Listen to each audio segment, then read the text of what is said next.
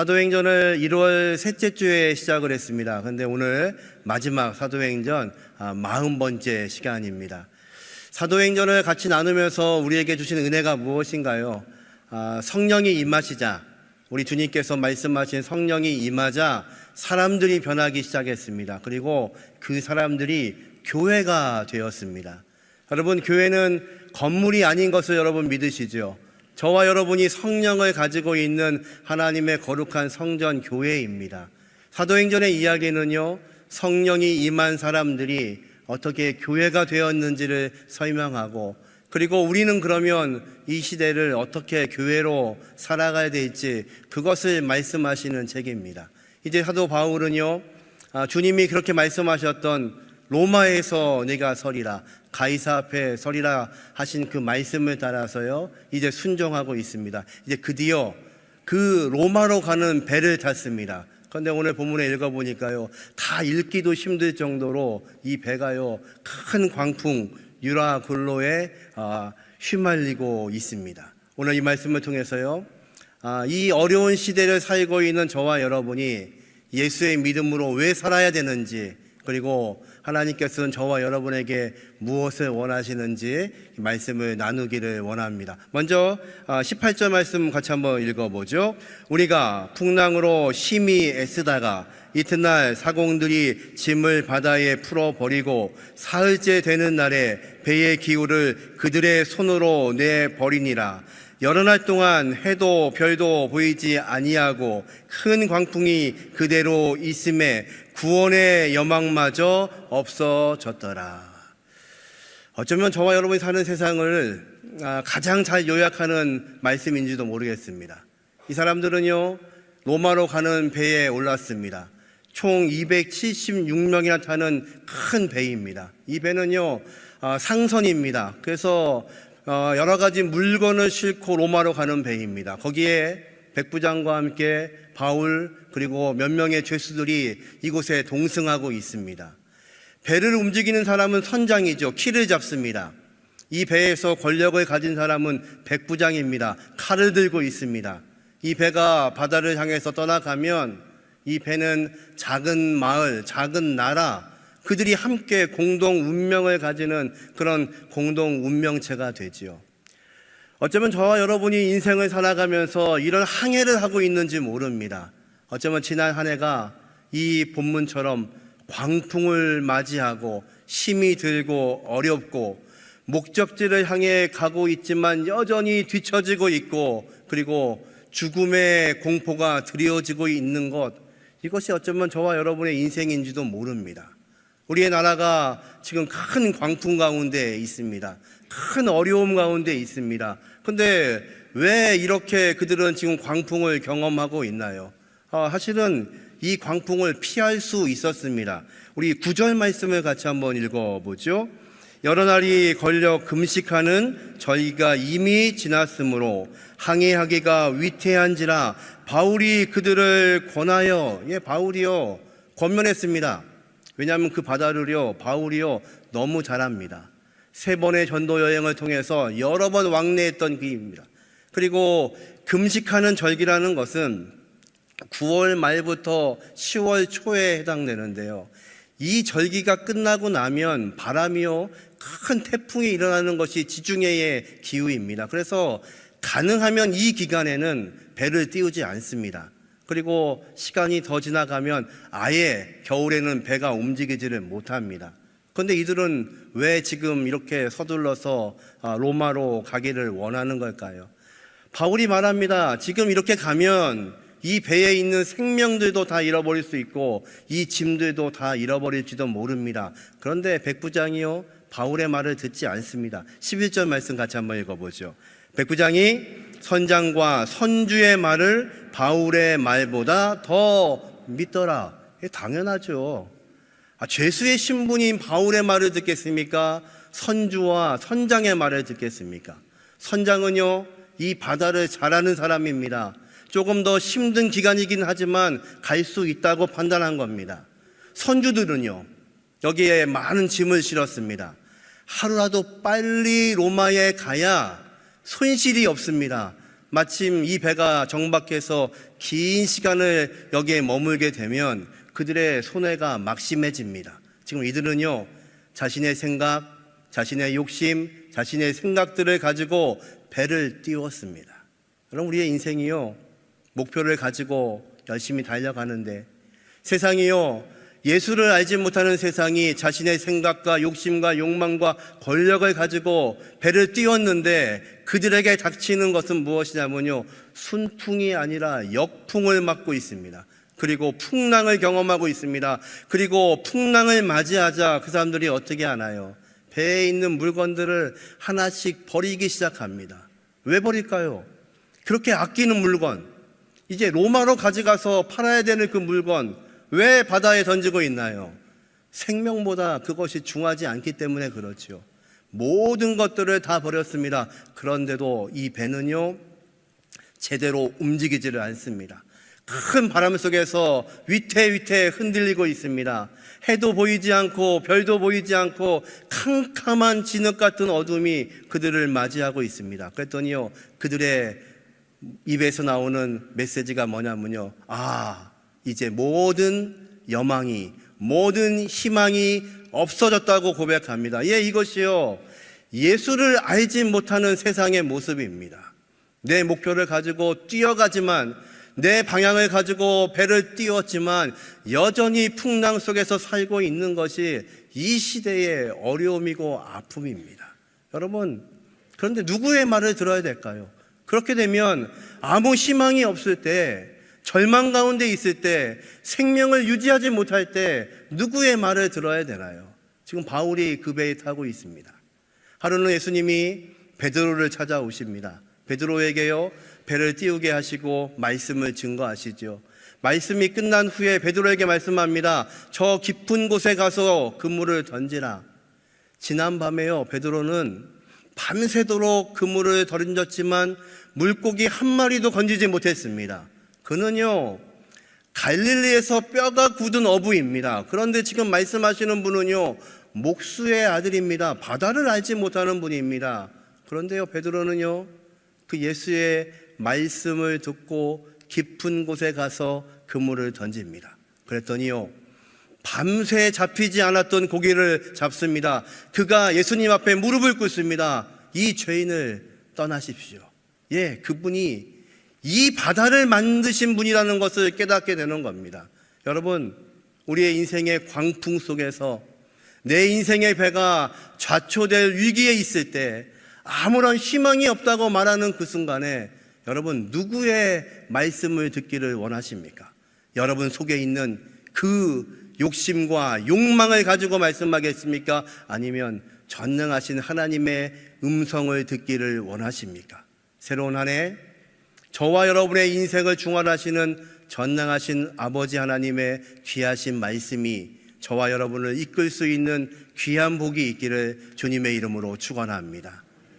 그런데 다행인 것은요, 이 배에 하나님의 사람 바울이 타고 있는 겁니다.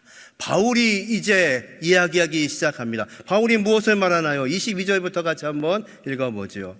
내가 너희를 권하노니 이제는 안심하라. 너희 중 아무도 생명에는 아무런 손상이 없겠고 오직 백분이리라. 내가 속한 바 곧 내가 섬기는 하나님의 사자가 어젯밤에 내 곁에 서서 말하되 바울아 두려워하지 말라. 내가 가이사 앞에 서야 하겠고 또 하나님께서 너와 함께 항해하는 자를 다 내게 주셨다 하였으니. 아멘. 지금 바울이요, 죄수입니다. 죄수의 신분으로 갖고 있습니다. 선장도 아닙니다. 백부장도 아닙니다. 키를 잡고 있는 선장도 아니고 칼을 들고 있는 백부장도 아닙니다. 그런데 바울이 이렇게 외칩니다. 왜요? 하나님의 정확하신 음성을 듣고 있기 때문입니다. 여러분, 세상이 참 어렵습니다. 나라가 어렵습니다. 근데 여러분, 희망이 있습니다. 하나님의 말씀을 듣고 있는 하나님의 백성들이 있기에 하나님은 이 땅을 버리지 않으시고 이 혼난과 어려움 속에서도 저와 여러분의 인생을 주관하시는 것 여러분 믿으시기를 주님의 이름으로 축원합니다. 바울은 말합니다. 하나님이 나에게 말씀하셨다. 그렇기 때문에 너희는 안심하라고 이야기합니다. 이 말씀을 준비하다가요, 24절 말씀을 읽다가 제가요, 거기다가 바울의 이름에 제 이름을 넣어봤습니다. 제가 한번 읽어볼까요? 인태가 두려워하지 말라.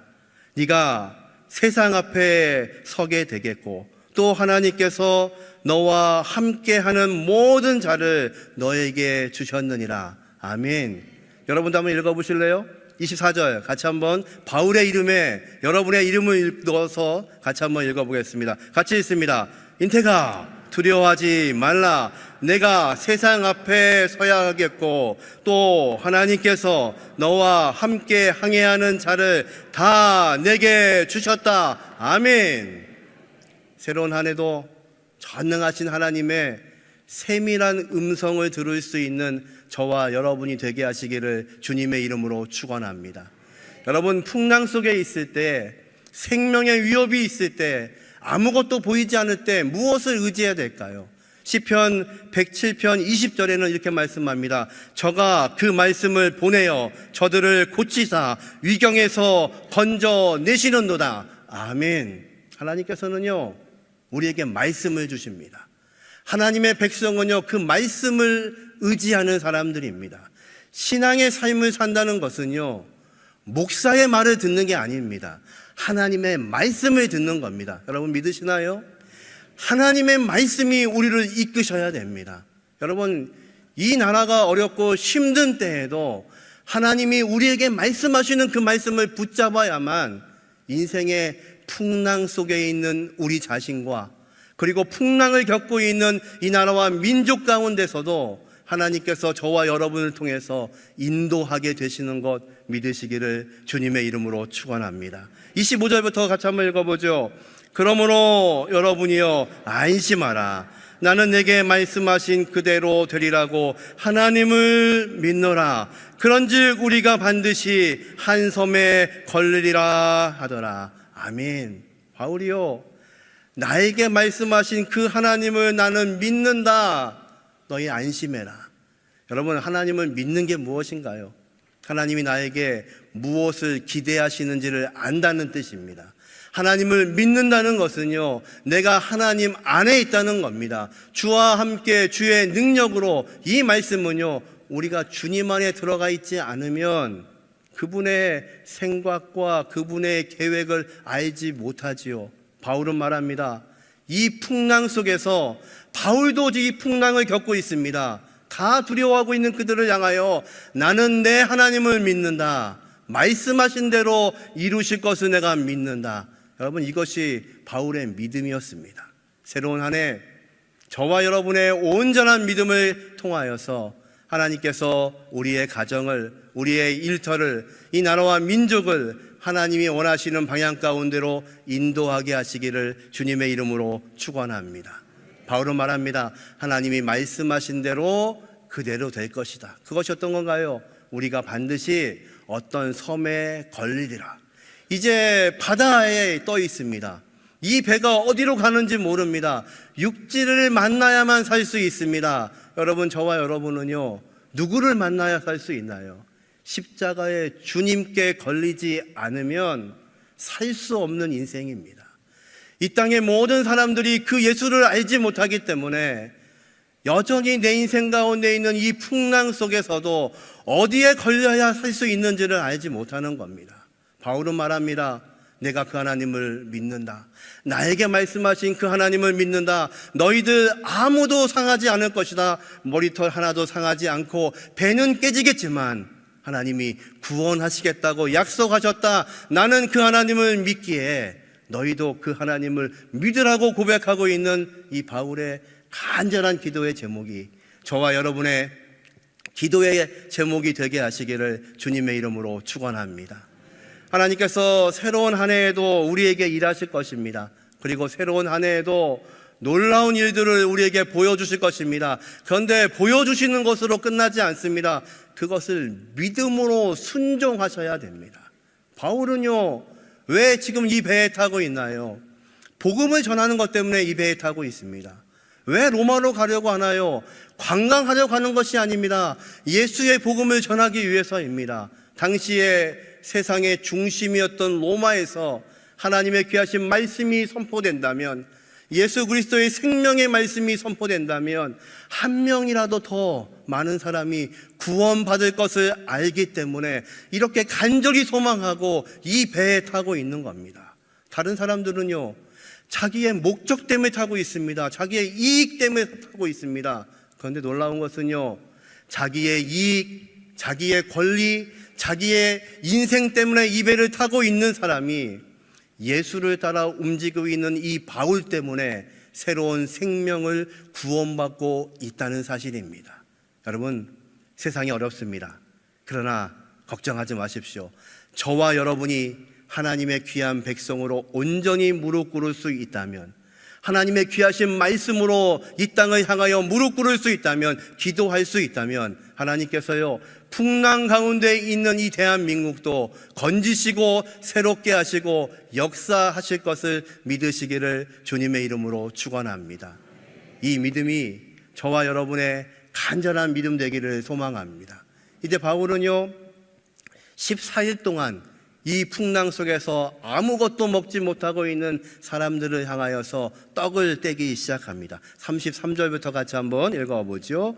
날이 새어가매 바울이 여러 사람에게 음식 먹기를 권하여 이르되, 너희가 기다리고 기다리며 먹지 못하고 줄인 지가 오늘까지 10나흘인즉 음식 먹기를 권하노니 이것이 너희의 구원을 위하는 것이요, 너희 중 머리카락 하나도 잃을 자가 없으리라 하고, 떡을 가져다가 모든 사람 앞에서 하나님께 축사하고 떼어 먹기를 시작하며 그들도 다 안심하고 받아 먹으니. 아멘.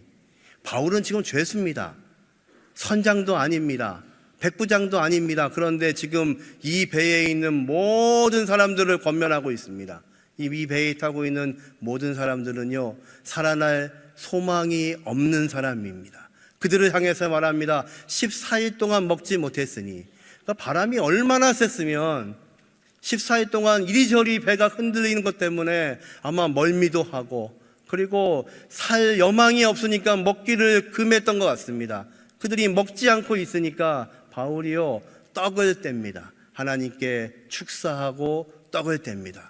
마치 예수님께서 마지막 날 밤에 그 떡을 축사하시고 제자들에게 나눠주신 것처럼 바울이요, 이 배에서 떡을 떼어서 그들을 먹이고 있는 겁니다. 먹어야 산다. 너희가 반드시 살 것이니까 힘을 내야지 산다. 그 바울의 말에 이 사람들이 안심하고 떡을 먹기 시작합니다. 놀라운 것은요, 우리는 얼마나 연약한 존재인지 조금만 걱정이 생기면요, 입맛이 떨어집니다. 조금만 걱정이 들면요, 잠이 오지를 않습니다. 조금만 걱정이 있으면요, 세상이 다 무너지는 것 같습니다. 아무것도 하기 싫습니다. 그런데요, 전능하신 하나님께서 함께하는 하나님의 백성들은요, 언제나 하나님 주시는 그 능력으로 세상을 이끌어가는 거 믿으시기를 주님의 이름으로 축원합니다. 바울이 이 배에 있는 사람들을 먹이고 있는 것처럼 전능하신 하나님께서 저와 여러분을 인도하셔서 이 어려워진 세상 가운데서 저와 여러분을 사용하시기를 주님의 이름으로 축원합니다. 어느 권사님이요, 낙심되셔가지고 식사를 안 하신다는 소식을 들었어요. 그래서 신방을 갔어요. 권사님, 드셔야 됩니다. 드셔야 힘을 얻습니다. 그랬더니요, 아무것도 먹고 싶지 않대요. 드셔야 돼요. 그랬더니요, 뭐라고 하시냐면, 성경에 목사님 밥 먹으라는 얘기가 있으면 저한테 말씀해 보세요. 근데 이 구절이 생각이 나는 겁니다. 보세요, 바울이요, 풍랑 속에 있는 사람들한테 먹어야 구원받는다고 이야기하잖아요. 그랬더니 권사님이 눈이 꿈뻑꿈뻑 하시더니요, 식사를 시작하시는 거예요. 여러분, 우리는요, 얼마나 연약한 존재인지 모릅니다. 근데 놀라운 것은 하나님의 사람이 있는 곳에 하나님의 놀라우신 역사가 이루어지기 시작합니다. 이제 이 배는 어떻게 되나요? 44절 말씀 같이 한번 읽어보죠. 그 남은 사람들을 널조가 굵은 배 건물에 의지하여 나가게 하니 마침내 사람들이 다 상륙하고 구조되니라. 아멘. 그 배에 타고 있는 모든 사람이 살았답니다. 다른 번역에는요, 이 모든 사람이 구원을 얻더라. 아멘. 누구 때문에요? 하나님의 사람 바울 때문에요. 언젠가 한번 선교지에 가서 선교사님하고 비행기를 타고 가는데, 작은 비행기입니다. 선교지에까지 들어가야 되는 비행기인데요, 바람이 얼마나 부는지 이 비행기가요 착륙을 못하고 몇 번을 이제 선회하는 겁니다. 한 15분, 20분을 선회했습니다. 사람들이 좀 두렵죠. 걱정이 되죠. 그러다가 겨우 한 20분여 만에 비행기가 땅에 이렇게 도착을 했습니다. 비행기 탄 사람들이 다 같이 환호를 부르는 겁니다. 와, 살았다는 거죠. 하여튼 옆에 계신 선교사님이요, 씩 웃으시면서 하시는 말씀이, 목사님, 이 사람들이요 누구 때문에 살았게요? 우리 때문에 살았습니다. 우리가 지금 선교지에 가야 되는데 하나님이요 선교지 갈 선교사 때문에, 목사님 때문에 이 비행기 안전하게 내리게 하신 거예요. 여러분, 세상은요 우리가 알지 못하는 일로 생명을 얻기도 합니다. 여러분, 세상이 어렵지요. 그런데요, 하나님의 귀한 백성들이 교회가 되어서 온전하게 서 있으면 저와 여러분을 통해서 하나님께서 영광 받으시고 이 땅을 새롭게 하시는 것 여러분 믿으시기를 주님의 이름으로 축원합니다. 우리는 지난 한 해 동안에 이 사도행전의 말씀을 따라서, 성령을 따라서 살았습니다. 하나님의 귀하신 말씀이 무엇인지를 우리가 공부하고, 그리고 말씀을 읽으면서 대형의 모든 공동체가 똑같은 본문을 가지고 말씀을 읽었습니다. 대한민국에 있는 150개 교회가 지난 1년 동안 사도행전의 말씀을 똑같이 설교를 했습니다. 이제 로잔데이를 준비하면서 모였던 150교회가요 올 한 해 이 말씀을 가지고 준비하고, 그리고 그룹들을 모여서 이 말씀을 같이 서로 나누고, 그리고 같이 토론하고, 그 말씀을 가지고 각자의 교회 강대상에서 말씀을 전했습니다. 여러분, 나라는 어렵지만 하나님께서 하시는 놀라운 역사는 우리와 함께 하십니다. 어렵고 힘든 때이지만 전능하신 하나님은요 우리에게 말씀하시는 하나님이십니다. 그러기에 사도행전의 말씀을 우리가 쫓아온 것처럼 성령이 임한 하나님의 사람들, 우리가 성전이고 교회인 것을 알고 있는 하나님의 백성들이 온전하게 서 있는다면, 아무리 태풍 속에서라도, 아무리 세상이 흔들리는 세상 속에서도 전능하신 하나님이 저와 여러분을 붙잡으시고 말씀하시기 때문에 이 땅에는 희망이 있고, 이 어려운 중에서도 하나님이 다시 회복하게 하시고 새롭게 하실 것 믿으시기를 주님의 이름으로 축원합니다. 이것이 하나님의 백성들의 능력입니다. 이것이 하나님의 백성들이 나아갈 길입니다. 하나님의 백성은요 사람의 말을 의지하지 않고 하나님의 말씀을 의지합니다. 이제 바울은요 그렇게 소원했던 로마에 도착합니다. 그 다음 장, 이제 사도행전 28장 맨 마지막 절은 이렇게 마침을 찍습니다. 30절부터 같이 한번 읽어보죠. 바울이 온 이태를 자기 셋집에 머물면서 자기에게 오는 사람을 다 영접하고 하나님의 나라를 전파하며 주 예수 그리스도에 관한 모든 것을 담대하게 거침없이 가르치더라. 아멘. 바울은요 이제 주님의 말씀대로 로마에 서게 됩니다. 그리고 2년 동안에 그에게 찾아오는 모든 사람들을 환영하고 영접합니다. 그리고 그들에게 예수 그리스도가 누구신지를 전합니다. 어떻게 해요? 담대하게 거침없이 가르치기 시작합니다. 새로운 한 해 전능하신 하나님께서 저와 여러분을 담대하게 거침없이 예수의 귀한 증인으로 살게 하시기를 주님의 이름으로 축원합니다. 하나님의 귀하신 능력이 우리의 가정에, 우리의 사업체에, 그리고 우리 나라와 민족 가운데 함께하는 일에 저와 여러분을 사용하시기를 주님의 이름으로 축원합니다. 이제 사도행전은 28장으로 끝나지만 진짜 사도행전은 29장부터입니다. 바로 저와 여러분이 사도행전 29장을 살아가시는 겁니다. 오늘을 살아가시는 겁니다. 예수의 사람으로 사시는 겁니다. 성령의 사람으로 사시는 것입니다. 그래서 이 땅을 향하여서 바르고 정직하며 하나님의 귀하신 말씀으로 설 때에 하나님께서요 저와 여러분을 사용하셔서 이 대한민국을 새롭게 하시고 역사하시고 새로운 한 해 저와 여러분이 기대하지 못했던 놀라운 새로운 일들을 이루게 하시기를 주님의 이름으로 축원합니다.